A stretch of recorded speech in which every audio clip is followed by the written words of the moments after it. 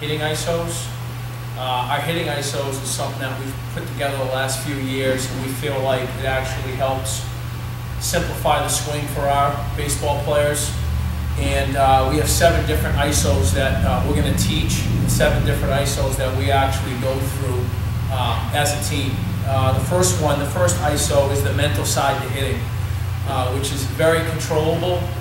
It's important that players understand that the mental side of hitting is just as important as the physical side of hitting, and it's important that our players understand when you step in the batter's box, you are in a very competitive mindset, and you're also in the best, what I feel is the best one-on-one challenge in all of sports between the pitcher and the hitter.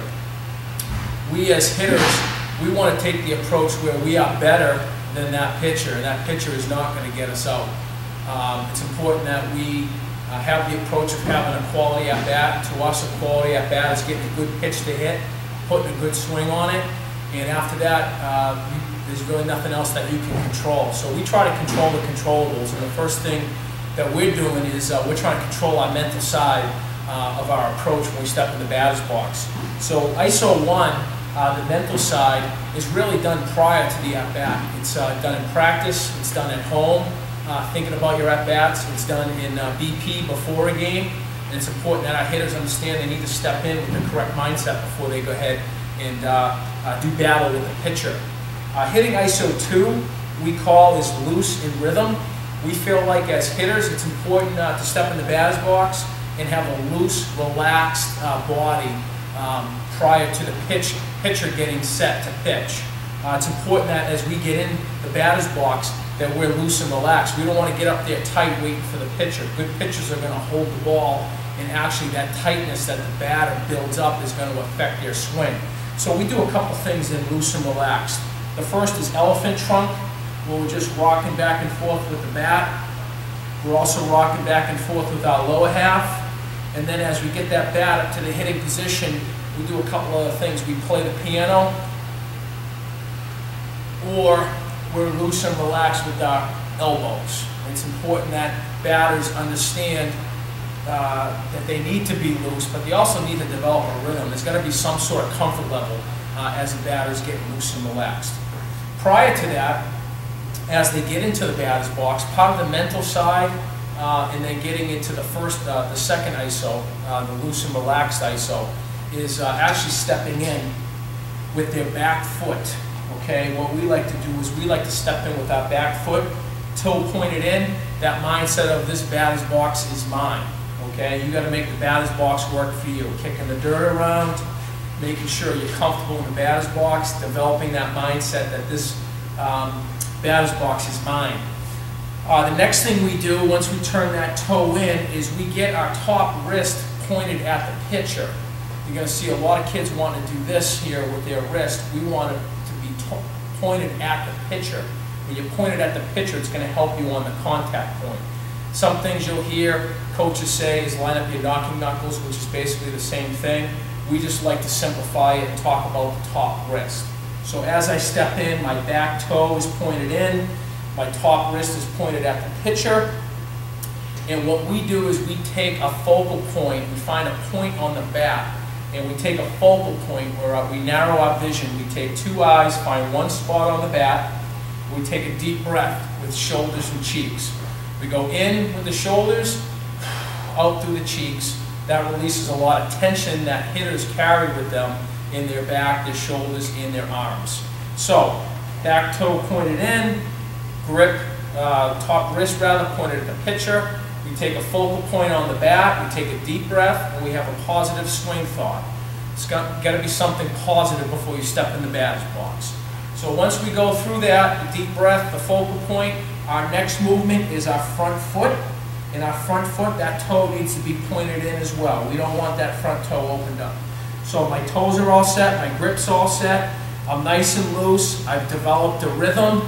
And now I'm on to hitting ISO number 3. Hitting ISO number 3 is the load position. It's probably one of the more trickier ones for kids because there are a few phases to the load position.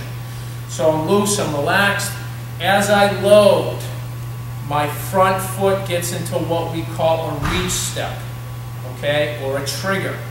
And what that does, it lets our body know, okay, get ready, it's time to swing. There's a couple things that happen though. On our reach step, our hands and our weight have got to go back to our instep of our back foot. We don't want to get outside our back foot. We want to be in that launch position right on the instep of our back foot. Our hands are back. The barrel of the bat is at a 45-degree angle over by the back shoulder. Our elbows are relaxed and pointed down. A common mistake you're going to see is a back elbow up, which at the college level, major league level, those guys can get away with it. At the youth level, at the high school level, we like to teach where our elbows are pointed down. Our hands are in what we call the launch position. So I'm loose, I'm relaxed. Now as I load, I trigger, get my weight back, and get my hands in the launch position with my bat at a 45-degree angle. My chin is on my front shoulder. My eyes are square to the pitcher. Another common mistake is kids are going to want to tilt their head. We want to keep our head, 2 eyes, right on the pitcher. It allows us to stay more balanced. So, on the trigger, it's important that we understand on the trigger, our weight stays back and our hands are back. Another common mistake is our trigger or our reach step is our hands and weight come forward. Okay, and that's danger as you start getting older. So, I'm loose, ISO number 2, I'm loose, rhythm, and now I get in that launch position. Okay, load, I'm loaded and I'm launched with my trigger step. I'm now in a powerful position, ready to attack the baseball. ISO number 4 is the contact point. Here's another common flaw. A common flaw for youth kids is they tend to hit the ball like back in here. And they get real restricted. And what happens when they get restricted, they start to clear their hips or clear their front side, and you'll see a real loopy bat. And you'll see, for me, for example, hitting the ball towards second base and first base. I'm not using the whole field. So our contact point, and if you go online and you look at some major league hitters, or if you're watching at home in slow motion, you'll see your great hitters, their contact point is out here, it's out front. Some guys might hit the ball back here, but that usually means the pitch is away. So away, middle, and then if the pitch is inside, the barrel of the bat is out front a little bit more. That contact point, for us, it's important that our players do a couple things. They lead with the knob of the bat. The hands to the ball first. My hands go from point A to point B. Some kids you'll see A, B, C, and they're in a sweeping action. We want to get our hands out front and attack the baseball out front. As pitchers, they release the ball out front. As hitters, we want to hit the ball out front. But that's the tricky part. We don't want to hit the ball out front with a total weight commitment. We want to be behind the baseball, and as I transfer my weight at that contact point, I want to keep my weight on my instep of my front foot. So we talk about loading, instep of the back foot, contact being inside the instep of our front foot. If we're outside here or outside here, we're in trouble. So what we want to do as hitters is on that contact point, we load, we go A to B. I stop my weight transfer, I hit the ball out front. My chin is on the ball. We talk a lot about chin because the chin controls the head. The head controls the hands control the barrel of the bat. So to simplify it, we're talking about just keeping the chin right on the ball. The other thing is the reason we have that top hand, that grip pointed at the pitcher, is at contact. You want one palm up and one palm down. If you're already starting to turn over, or if that wrist is in this position here, you're losing power. We want to be nice and strong with that top hand. That's why that grip, that top wrist is pointed at the pitcher. So for example, as I attack the baseball, I'm in a powerful position right here. One palm up, one palm down. Chin is right on the ball. I've started my weight transfer, and that gets us to hitting ISO number 5, which is through the ball. A lot of youth players and high school players want to get to the ball and then come off the ball. We want to hit the ball at contact and get through it. Here's what we do. At contact, to get through the ball, we go 3 clicks, and we're flat through the zone. Click 1, 2, and then 3. And as you can see, my weight comes forward as I get through the baseball.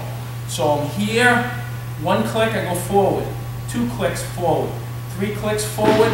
Just be careful you're not too far out front, and you're still behind the baseball.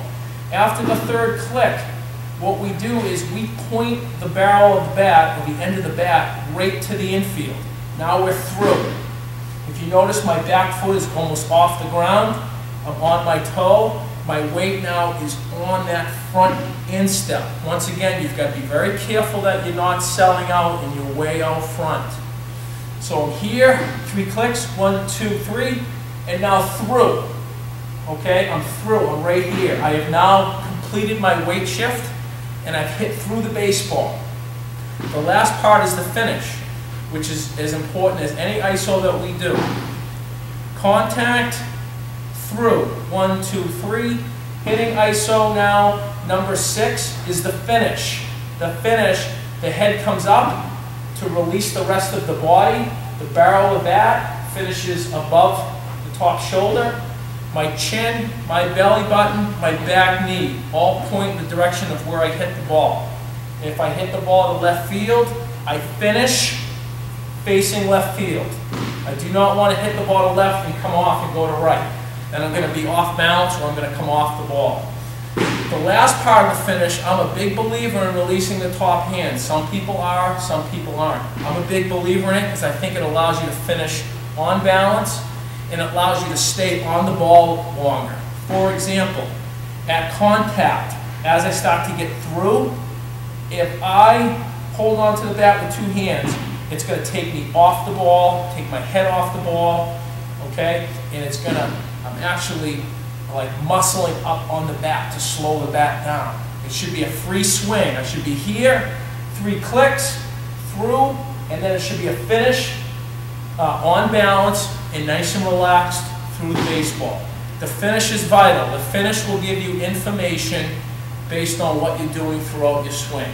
Your ball flight will give you information based on what you're doing with your swing.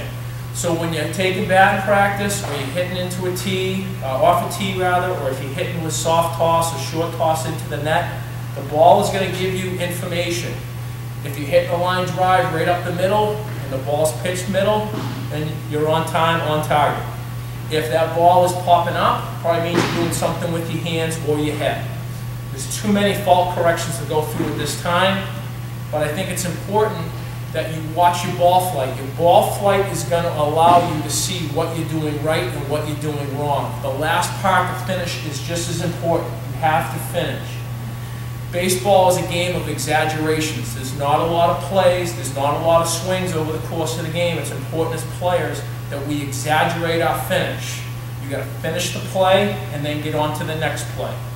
So our last ISO is actually dry swings. Our dry swings are live swings without pitching.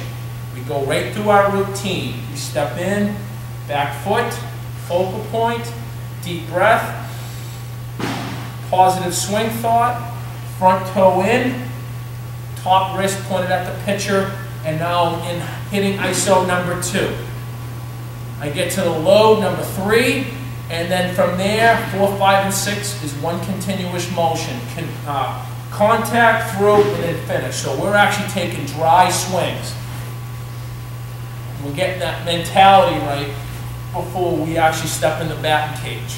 I think it's important as hitters that we break down our swing. It's important as coaches to be able to say, okay, we need to work on hitting ISO number 4 so the players know, okay, I'm not doing something right at contact. We go through these with our kids. It's important that our players understand our ISOs, they understand the correct way to do it, they understand that the mental side is just as important as the physical side. You need one with the other. It's important for our players to get great swings. We don't want good swings, we want great swings. If a player's taking batting practice and he has a bad swing, he steps out, he flushes it, goes through his routine all over again, gets himself in the right mindset, and then is back to hitting again. If you're not in a good mindset, you need to step out, maybe even step out, let someone else hit, and then you can slide back in and then finish your swings. So thank you for watching the video. Hopefully it helps you out. Hopefully it helps you in coaching your son or coaching a youth baseball team.